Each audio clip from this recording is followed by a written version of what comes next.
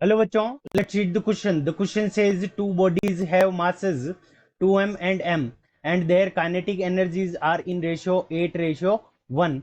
Their linear momentum are in ratio. Option A 1:1, option B 2:1, option C 4:1 and option D 8:1. ठीक है बच्चों, तो इस क्वेश्चन के अंदर हमें दो बॉडी गिवन है। तो पहली बॉडी है जिसका मास हमें कितना गिवन है 2m और इसकी काइनेटिक एनर्जी क्या दे रखी है, दोनों की काइनेटिक एनर्जी 8:1 के अंदर है। तो इसकी काइनेटिक एनर्जी हम मान लेते हैं 8k है। और जो पहली एक बॉडी दूसरी है उसका मास हमारा कितना है 1 है और इसकी काइनेटिक एनर्जी क्या है k है। सो हमें बताना है कि दोनों का जो लीनियर मोमेंटम है वो किस रेशियो के अंदर होगा, p1 और p2 ये हमारे इन दोनों के लीनियर मोमेंटम हो जाएंगे। सो इस क्वेश्चन को करने के लिए हम क्या करेंगे, की कंसेप्ट अप्लाई करेंगे। सो की कॉन्सेप्ट, अब की कॉन्सेप्ट के अंदर हमारा देखो काइनेटिक एनर्जी और मोमेंटम का एक फॉर्मूला होता है दोनों के बीच में रेशियो का। So kinetic energy k is equals होता है हमारा p square divided by 2m। Kinetic energy k is equals to हमारा क्या होगा, p square divided by 2m। ये हमारा क्या होगा, काइनेटिक एनर्जी और मोमेंटम के बीच में relation.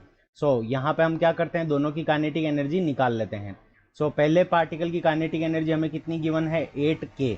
So 8k is equals to, तो पहले का जो मोमेंटम होगा वो क्या हो जाएगा p1 square divided by 2m। तो इसका मास कितना है 2 मल्टीप्लाइड बाई 2m। सो ये कितना हो जाएगा, so p1 square is equals to हमारे पास में कितना आ जाएगा 8 और यहाँ पे 2 और 2 को मल्टीप्लाई करेंगे तो 4 और यहाँ से आ जाएगा k multiplied by m। So यहाँ से हमारे पास में आ जाएगा p1 square is equals to 32 km। तो p1 स्क्वायर की वैल्यू हमारे पास में कितनी आ गई, p1 स्क्वायर की वैल्यू आ गई 32 km। अब बात करते हैं इसी तरह से हम p2 स्क्वायर की वैल्यू निकालेंगे। So p2 square is equals to, तो इसकी काइनेटिक एनर्जी कितनी है k, मास कितना दे रखा है हमें m। सो यहाँ आ जाएगा km।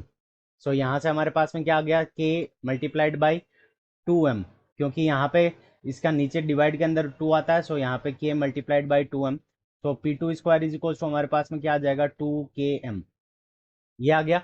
अब हमें दोनों का रेशियो निकालना है। सो यहाँ पे हम लिख देंगे p1 square divided by p2 square.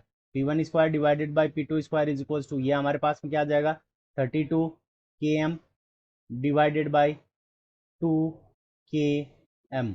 यहाँ km से km कैंसिल हो जाएगा, 2 से 32 को कैंसिल करेंगे तो 16।